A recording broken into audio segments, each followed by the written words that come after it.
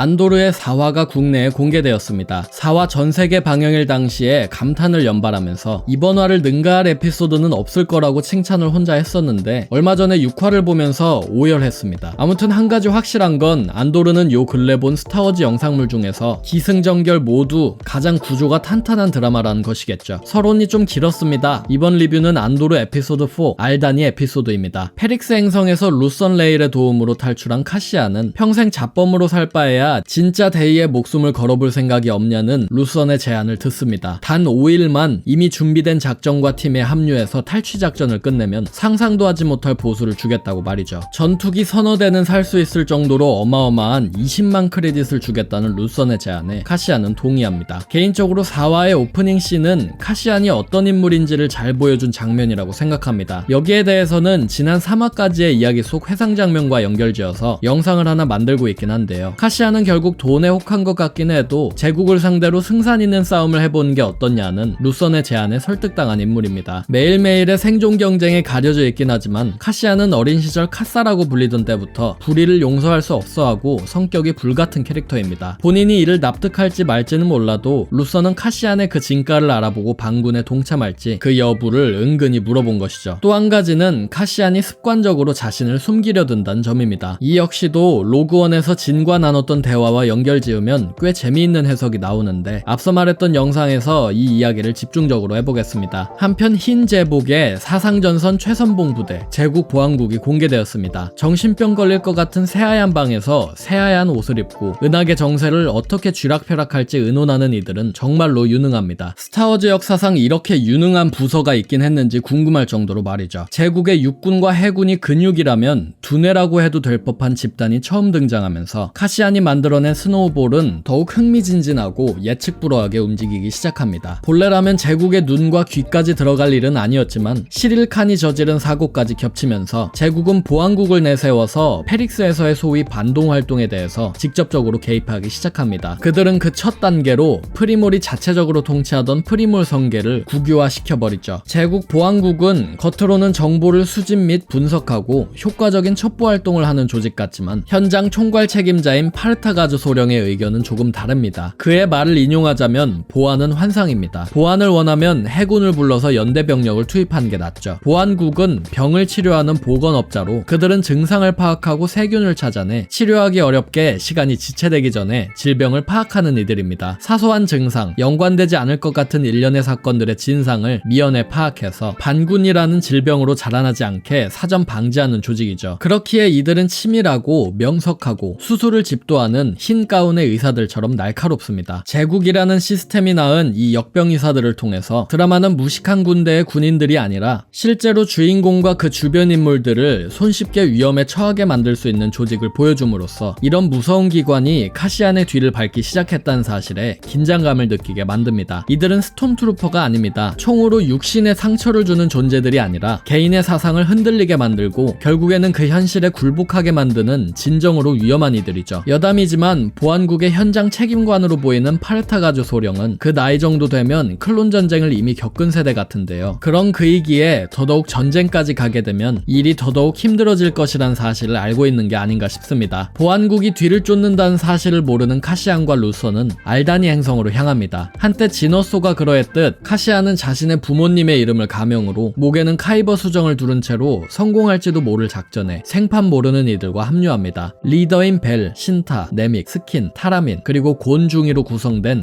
알다니 반군이죠. 알다니의 분위기 구성은 참 재미있습니다. 영국식 억양을 쓰는 제국군에 저항하는 이들이 활동하는 이곳은 실제 스코틀랜드에서 촬영이 되었고 현실 세계의 반군 혹은 게릴라들이 자주 쓰는 AK 계열 총기를 기반으로 제작한 블라스터를 들고 있습니다. 지난 리뷰에서 페릭스 행성이 중남미 국가를 강하게 연상시킨다고 했는데 알다니 행성도 그 디테일에 큰 차이는 없습니다. 이 이야기에서 영국과 스코틀랜드 사이의 관계를 생각하지 않고 볼 수는 없죠. 이 캐릭터들과 공간을 구성하는 구성하는 요소들이 가진 메시지는 이번 안도르라는 작품의 메시지가 정말로 뚜렷하고 그것이 현실 세계의 이야기를 어느 정도 기반으로 두고 있음을 여전히 피력하고 있습니다. 반군 캐릭터들의 구성도 참 흥미롭습니다. 주인공인 카시안은 물론이거니와 그를 영입한 루선, 그들을 맞이한 알다니 반란군 일원들 모두 뭘 하는 사람인지, 무엇 때문에 제국에 대항하여 싸우는지, 그들의 본의가 무엇인지 아무도 모릅니다. 반란군이라고 할 수도 없는 문자 그대로 풀뿌리 뽑아다가 끓여먹는 이 오합지졸들이 단 5년 만에 어떻게 서로의 역사와 과거를 전부 이해하고 연맹군이라는 하나의 깃발 아래 모이게 될지, 사람 한 명 한 명도 이렇게 뭉치기 힘든데 어떻게 거대한 반군 집단들이 모이게 되는 것일지 참 궁금합니다. 특히나 루선이라는 특이한 캐릭터의 과거와 그의 반군 가담 의도도 정말 궁금하기 때문에 꼭 이야기를 풀어줬으면 좋겠습니다. 카시안과 알다니 반군 이야기가 막 시작된 한편 드디어 코러산트 행성이 등장합니다. 카시안을 도와준 루선은 코러산트의 갤러리 주인이었죠. 그곳에서 그는 자신을 돕는 샨드릴라의 의원 몬 모스마와 겉으로는 사장과 손님 관계를, 속으로는 반군 동조자들로서의 관계를 유지하고 있습니다. 드라마에서 몬 모스마는 일개 행성계를 책임지는 단 한 사람의 의원으로서의 포스를 엄청나게 뿜습니다. 하지만 그와 동시에 엄청나게 숨이 막혀 보입니다. 자신이 쓰는 은행은 하루아침 만에 전 직원이 교체되어 있고 운전기사는 물론이거니와 심지어 집에서마저도 한숨 돌리는가 했지만 친제국주의자인 하남자 남편 페린이 집에 있습니다. 모스마가 숨을 쉴 수 있는 공간은 그 어디에도 없죠. 제가 개인적으로 소름 돋았던 부분은 몬 모스마가 갤러리에 들렸다는 소식이 그녀가 집에 도착하기도 전에 이미 남편의 귀에 들어가 있었던 것이었습니다. 반군 사냥이 시작되면 가장 먼저 쓰러질 위치에 서 있는 몬 모스마. 하지만 그런 상황에도 불구하고 그녀는 아랑곳하지 않고 반군을 도우려고 합니다. 안도르의 이번 화는 제국기 은하계라는 피라미드의 최상층인 코러산트의 몬 모스마, 그 아래에서 다른 계층들과 윗계층을 이어주는 루선, 그 아래에 중산층 가정의 시릴칸, 그리고 그 아래에 카시안과 알다니 반군을 조명하면서 당시 사회상의 구조를 완벽하게 묘사해냅니다. 모두가 대등한 민주주의 사회에서도 희미하게 보이던 계급 구조가 제국 사회에서는 너무나도 명확하게 드러나고 있죠. 펠퍼틴의 측근인 비지에, 마스 아메다의 사람들이 언급된과 함께 모스마는 고먼 사람들을 언급합니다. 드라마 방영 전에 제가 드라마에서 다뤄줬으면 좋겠다는 말과 함께 소개드렸듯 반란군과 몬 모스마 이야기에서 고먼 사건은 절대로 빼놓을 수 없는 대참사입니다. 안도르는 모스마 이야기 진행 내내 고먼을 계속 언급하면서 점차 이 사건이 어디까지 고조될지, 이 사건이 모스마의 행보를 어떻게 결정할지를 보여줄 것 같습니다. 이 시즌에 고먼 대학살이 일어난 시기를 배경으로 하는 에피소드들이 있으니 그 에피소드들에서 고먼 이야기가 나오지 않을까 싶습니다. 카시안의 오리진 스토리를 설명하는 3화까지의 스토리 아크가 끝나고 알다니 아크가 시작되었습니다. 로그원 베타라고 불러도 좋을 아슬아슬한 작전에 운명을 맡기는 팀원들과 그 일행이 된 카시안의 뒤를 쫓기 시작한 제국의 보안국, 카시안이 시작한 이야기는 점점 더 큰 파장을 몰고 올 예정입니다. 이 스토리 아크가 어떤 흥미로운 이야기로 끝날지 이미 알고 있긴 하지만 다시 한번 그 과정을 밟는 것도 그만큼 가슴 졸이는 경험인 것 같습니다. 오늘의 영상은 여기까지입니다. 채널 구독하기와 영상 좋아요, 후원은 제게 큰 힘이 됩니다.